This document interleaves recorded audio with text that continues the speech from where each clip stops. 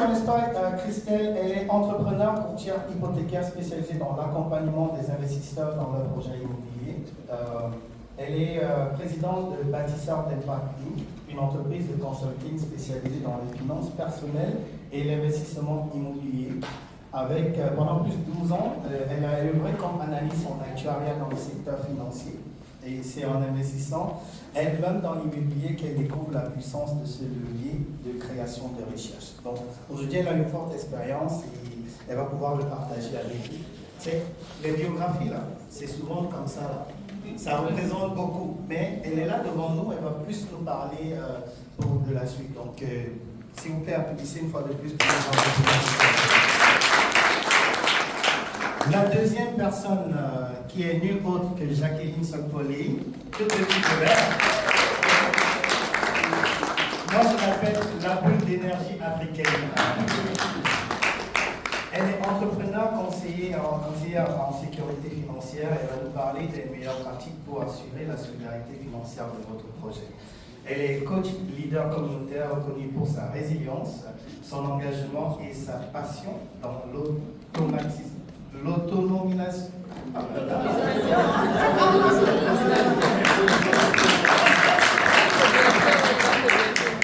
L'autonomisation des femmes.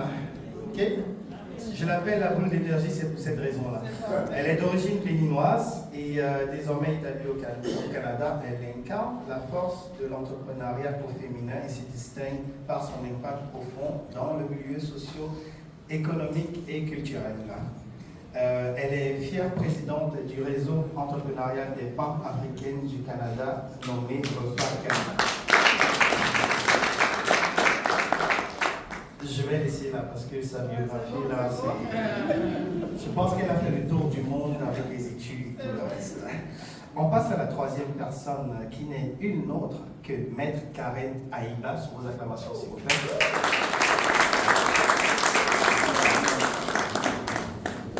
Maître Karen Aïba, elle est une notaire chevronnée et entrepreneur audacieuse, reconnue pour son parcours exceptionnel et son engagement à rendre le droit accessible. Après des études en droit en France, elle s'installe au Québec en 2013. Après une réorientation de carrière, elle obtient sa maîtrise en droit notarial à l'Université de Montréal en 2020.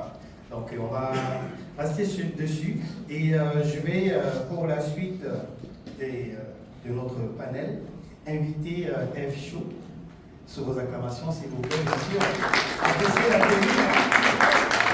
Si vous avez remarqué, on est tous d'études de bleu ce matin, on ne sait même pas parler le matin. Okay? Mais on a le vert qui est la couleur du Simofi. Donc je vais laisser la parole à Eve pour la suite. Merci. Merci beaucoup Serge. Bonjour mesdames. Comment allez-vous? Très bien, toi? Très bien, merci. Très bien, merci. La présidente Jacqueline. Super bien. Super. Alors, on va continuer directement dans le sujet. Tantôt Serge a fait une présentation assez longue, je dirais, de vous. Alors, je vais vous inviter chacune de vous présenter chacune en vos propres mots et par la suite de nous dire ce qui vous passionne le plus dans le parcours de quelqu'un qui veut investir, soit financièrement, dans son parcours financier ou immobilier. On va d'abord à la présidente Jacqueline. Merci Eve, bonjour tout le monde, est-ce que ça va? Oui. Toute l'énergie dont j'ai sorti, est-ce que ça va? Oui. Ok, super. Alors c'est sûr qu'on parle de chiffres, c'est lourd, et puis ça peut stresser. Hein? Mais alors je vais me résumer pour le cadre de ce jour. Je suis courtier financier, donc certifié et conseiller en sécurité financière, certifié au Québec et puis dans l'Ontario, donc je suis membre de la Chambre de sécurité financière. Je suis passionnée par l'éducation financière des familles immigrantes. Parce que généralement, on quitte nos nations, on n'a pas cette éducation financière de base. Et quand on arrive, on risque de passer à côté de notre intégration financière et de notre prospérité financière si on n'a pas les fondements basiques d'une éducation financière. Donc, depuis 5 ans, je suis vraiment passionnée, investie dans l'éducation financière des familles immigrantes. Et ça va vous étonner parce que de base, je suis juriste de formation, je fais droit et relations internationales. Et les gens se demandent mais comment tu as pu venir à l'éducation financière. C'est par ma propre expérience ici au Canada Ça fait 10 ans que je suis là. Je suis arrivée en 2015 et les mois qui ont suivi, je suis tombée dans plein de dettes, mais faute d'éducation financière. Donc j'ai pris ma propre histoire et je suis venue dans l'éducation financière pour aider les familles à éviter ces erreurs.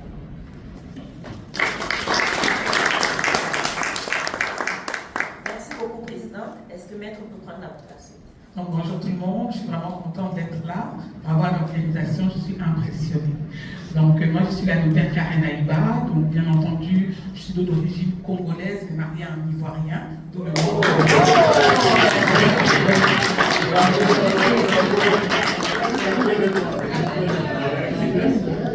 Donc, je suis notaire ici au Québec. En arrivant, en faisant mes études, j'ai toujours pensé à devenir avocate. Mais ici, l'opportunité s'est présentée de devenir notaire et j'ai vu là pour moi une occasion de pouvoir assurer la sécurité juridique dans les transactions immobilières particulièrement. Parce que venant d'Afrique principalement, j'ai vu comment justement il y avait des problèmes constamment, non seulement pour les transactions immobilières entre vivants, mais également pour la transmission. Et l'objectif vraiment, ce qui me passionne, c'est d'assurer la transmission des immeubles, la transmission des biens de génération en génération. Donc c'est ce pourquoi je suis vraiment notaire et que je m'implique justement aujourd'hui et dans mes autres activités. Merci. Merci beaucoup, Maître. Alors, celle qu'on appelle la lionne de l'immobilier. À toi la parole. Merci beaucoup, Eve, et bonjour à tous, honorables invités. Je suis vraiment ravie de faire votre connaissance chacun. Bienvenue à Montréal, à toute la délégation de la Côte d'Ivoire. On sent la chaleur. Donc, mon nom est Christelle Benet. Je suis celle qu'on appelle la lionne de l'immobilier, la lionne de l'enrichissement, parce que j'ai fait de ma mission de vie le fait d'aider la communauté afro-descendante ici au Canada à pouvoir faire sa place dans la sphère financière grâce à l'immobilier. Ici au Canada, l'immobilier, c'est une machine à imprimer du cash, littéralement. J'aurai l'occasion de vous l'expliquer. Alors, c'est très facile, oui, je dirais facile, d'accéder à un gros patrimoine grâce à l'immobilier. Sinon, de formation, je suis actuaire. Donc, j'ai fait des études en actuariat, ça fait 20 ans que je suis au Canada. Et à un moment donné, j'ai commencé à investir. Je me suis rendu compte que ça payait plus que l'actuariat et j'ai fait la transition. Donc, aujourd'hui, je suis courtière hypothécaire à temps plein, au résidentiel et au commercial. Et mon travail, mon quotidien, c'est d'aider les particuliers, les entrepreneurs, les entreprises à accéder au financement à travers, bien sûr, le système bancaire qu'on a ici. Merci. Merci beaucoup, Christelle. Merci, mes chères dames. Donc, on va rentrer dans le vif du sujet et la question va s'adresser à toutes les trois et chacune de vous va apporter une réponse selon son expertise et son domaine. Alors, je voudrais vous poser une question. Quand on veut investir dans un projet de vie ou un projet d'investissement, il y a certainement des bases incontournables qu'il faut faire attention. C'est-à-dire pour avoir une fondation assez solide pour démarrer ou bien avancer sur une fondation bien établie et assez solide. Est-ce que vous pouvez nous en parler, chacune dans votre domaine? Quelles sont ces bases incontournables auxquelles il faut faire très attention? Merci. Jacqueline. Ok, merci pour la question. Alors, comme je disais tout à l'heure, je suis dans l'éducation financière et courtier financier aussi. Alors, moi, ce que je fais quand je rencontre une famille ou une personne, je commence par la base. C'est-à-dire voir le budget de la personne, c'est-à-dire les revenus, dépenses, et aussi voir les projets que la personne a. Ça peut être acheter une maison, ça peut être se marier, ça peut être même retourner au pays sur une période donnée. Donc, si je prends le cas d'acheter une maison, ce qui nous réunit aujourd'hui, j'ai plusieurs clients avec qui je fais ça depuis 5 ans, donc ça fonctionne bien. Alors, c'est sûr que la personne a une idée de combien va coûter la maison, par exemple.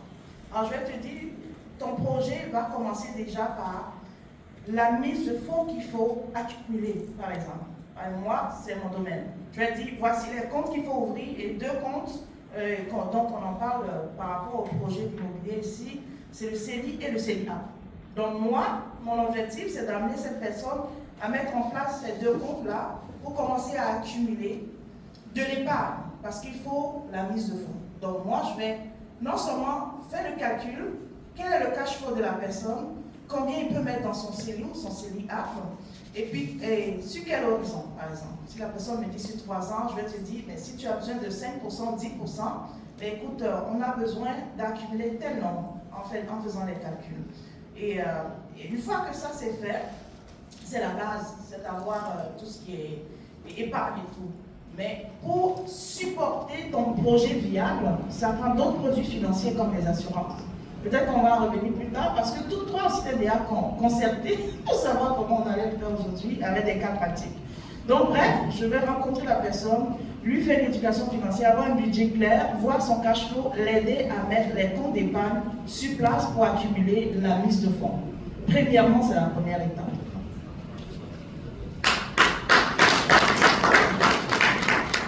Mais je vais continuer parce que généralement, la préparation financière, c'est la base. Ce qu'il faut savoir ici dans le système canadien, c'est que pour obtenir un financement, un prêt hypothécaire pour les particuliers, je vais vraiment me concentrer sur les particuliers parce que pour les entreprises, c'est un autre type de financement. Il nous faut 3 principales choses. Les revenus qu'on peut démontrer pour montrer qu'on va rembourser ce prêt. Il nous faut la mise de fonds et il nous faut démontrer de bonnes habitudes de remboursement de crédit. Ici, on a le système de scoring qui est la cote de crédit qui est régie par 2 organismes, Equifax et TransUnion. Alors, généralement, Jacqueline va préparer le client avant de me l'envoyer. On collabore toutes les 3 ensemble sur une base régulière là. Et souvent, Jacqueline va m'envoyer des personnes qu'elle a aidées à constituer la mise de fonds, ce qui est vraiment ce qui facilite mon travail parce qu'il y a un des 3 piliers qui est fait. Souvent, ce que je vais rencontrer pour les nouveaux arrivants surtout, c'est qu'ils n'ont pas une grande expérience de travail. Mais rassurez-vous, ça ne prend pas grand-chose. Parce que souvent, quand les nouveaux arrivants arrivent ici, ils ont déjà beaucoup d'expérience dans le pays d'origine. Et contrairement à ce qu'on pourrait croire, cette expérience est reconnue par les banques. Définitivement. Il faut simplement qu'ils s'y trouvent un emploi qui soit stable, donc avec des revenus réguliers, idéalement un poste de permanent à temps plein, ou pas besoin que ce soit nécessairement permanent, mais il faut que ce soit régulier, stable. Quand la banque voit que vous avez une situation financière stable, on détermine quelle est votre capacité de rembourser la dette en fonction des revenus qui entrent. Et règle générale, tout ce qui représente la charge hypothécaire, donc le remboursement hypothécaire plus les taxes, plus les frais d'électricité et même les assurances, ne doit pas dépasser 39% de votre revenu. En règle générale, il peut y avoir des exceptions. Et donc, si vous gagnez un revenu de 100 000, normalement, vous ne devriez pas mettre plus que 39 000 $ annuellement dans votre maison. Si ça s'est établi, on regarde la mise de fonds. La mise de fonds, idéalement, doit avoir été épargnée. Donc, la banque peut voir que vous avez de bonnes habitudes d'épargne. Et justement, vu que Jacqueline prépare des personnes à épargner la mise de fonds, ce n'est pas un enjeu. À titre informatif, pour acheter une maison ou un condominium, on parle de aussi peu que 5% d'apport. C'est extrêmement accessible pour une personne qui a de bonnes habitudes d'épargne. Lorsqu'on passe à des immeubles à revenus, comme des triplex ou des quadruplex, on parle de 10% d'apport si vous allez habiter. Si ce sont des biens que vous achetez à des fins d'investissement et que vous n'allez pas habiter, c'est 20% d'apport. Et lorsqu'on est dans du commercial, parfois l'apport peut être drôlement plus bas et où ça peut être plus élevé. Je vous donne un exemple. Si vous achetez un édifice dans lequel vous allez implémenter votre commerce et vous allez occuper la majeure partie de la superficie, il y a des programmes de financement, il y a des programmes qui permettent de financer pratiquement la totalité. Si vous êtes capable de démontrer un bilan très solide, la banque peut vous accompagner et financer 100%. Contrairement, si vous trouvez un édifice qui n'est pas très rentable, on parle du commercial, hein. Un exemple, vous avez vu un bel immeuble de 12 logements, mais qui n'est pas du tout rentable, vous pourriez vous retrouver avec 30% de mise de fonds, 40%, 50%. Donc, grosso modo, ça en prend du cash, la mise de fonds. Et enfin, la cote de crédit. Et ça, c'est quelque chose sur laquelle j'aimerais sensibiliser les nouveaux arrivants. C'est très important, dès que vous arrivez, de commencer à bâtir votre cote de crédit. Parfois, on vient de l'Afrique avec la mentalité avec une certaine crainte, une certaine aversion par rapport au crédit. On ne veut pas s'endetter et pourtant l'endettement ici au Canada, le bon endettement et la bonne gestion du crédit est considéré comme un point positif. Donc, si la banque vous propose des cartes de crédit, ne refusez pas, acceptez-les. Vous utilisez le minimum possible et vous remboursez régulièrement. Et ici, il y a le système de scoring de 300 à 900. Dès aujourd'hui, même pendant qu'on se parle, là, vous pouvez aller dans votre compte bancaire, regarder si vous avez au moins 650 de cote de crédit. L'idéal, c'est d'avoir 700 et plus. En dessous de 650, venez me voir après parce qu'il faut qu'on travaille sur ça le plus tôt possible. On ne veut pas se rendre à la transaction pour être ensuite bloqué. Voilà. Merci. Donc, ce que je pourrais rajouter à tout cela, et ce qui est important également, c'est bien entendu pour avoir un projet viable, de le sécuriser. Donc, d'assurer la sécurité juridique. Et cela, il ne faut pas attendre. Souvent, le monde pense que venir voir le notaire, c'est seulement la fin du processus. C'est important de penser à cela dès le début et de déterminer pourquoi vous voulez investir. Est-ce que vous voulez investir pour vous, donc pour générer du revenu? Est-ce que vous voulez investir pour revendre dans 5 ans? Est-ce que vous voulez investir pour transférer l'immeuble à vos enfants? Donc, il faut penser à tout cela parce que, indépendamment du projet que vous allez avoir, il peut y avoir des impacts fiscaux. Si vous êtes marié, il peut y avoir des impacts aussi à cause de votre régime matrimonial. Donc, c'est un tout à prendre en considération et cela dès le début. Parallèlement, ce que je dirais également, souvent le monde a peur des professionnels, a peur de se faire accompagner. C'est important que vous fassiez accompagner dès la genèse de votre projet. On a des conseillers financiers, on a des courtiers hypothécaires, on a également des courtiers immobiliers. Parce que oui, on veut être investisseur, mais on n'est pas spécialisé en immobilier. Donc c'est important de trouver un bon courtier qui va comprendre nos besoins et nous accompagner dans les visites. J'ai beaucoup de monde qui se retrouve à mon bureau à la fin de la transaction et finalement on découvre des problèmes, on découvre des fissures. Encore hier, une de mes clientes me dit finalement la promesse d'achat est annulée parce qu'il y avait une fissure. Je lui ai demandé est-ce que tu étais accompagné par un courtier immobilier? Non, j'ai déjà d'autres immeubles, j'ai déjà d'autres bâtisses, je ne voyais pas la nécessité. En tant qu'acquéreur, il faut savoir que parfois, très souvent même, ces accompagnants, ces professionnels, dois-je dire, vous n'avez pas à payer pour cela. Ils sont gratuits, ils sont là pour vous aider, pour répondre à toutes vos questions. Donc, pour assurer un projet viable, être bien informé, être bien accompagné et bien entendu, sécuriser la transaction pour le présent, mais également pour le futur. Est-ce que moi, j'aimerais rebondir là-dessus, Maître Lazarène, parce que les personnes ne savent vraiment pas qu'un courtier immobilier qui vous accompagne à acheter votre propriété, vous n'avez pas à le payer. C'est le vendeur qui rémunère son courtier qui le représente lui. En fait, dans une transaction, il y a 2 courtiers immobiliers. Il y a le courtier du vendeur, celui qui met sa propriété en vente, et votre courtier qui vous représente comme acheteur. Comme acheteur, vous n'avez même pas à vous soucier de rémunérer le courtier parce qu'il est payé par le courtier du vendeur. Ils font ce qu'on appelle le partage de commission. Et c'est exactement la même chose pour le courtier hypothécaire. Moi, par exemple, qui me rémunère? Comment je suis rémunérée? La banque. C'est la banque qui me paye. La banque sont des partenaires financiers. Et donc, dans la plupart des transactions au résidentiel, c'est la banque qui me paye. Au commercial, c'est autre chose. On en reparlera.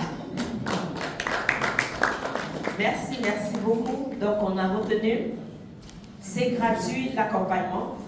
Allez voir le notaire avant de commencer la transaction. Donc, notaire, le maître, vous avez parlé tantôt de sécurité. Donc, une fois qu'on a commencé à bâtir, ça c'est la question s'adresse également à tous les trois. Donc, une fois qu'on a commencé à bâtir son patrimoine, alors comment est-ce qu'on peut faire pour l'accroître? Quelles sont les stratégies que vous pouvez nous dévoiler pour accroître ce bien, ce patrimoine que nous avons commencé à bâtir et certainement pour ultimement investir en Afrique?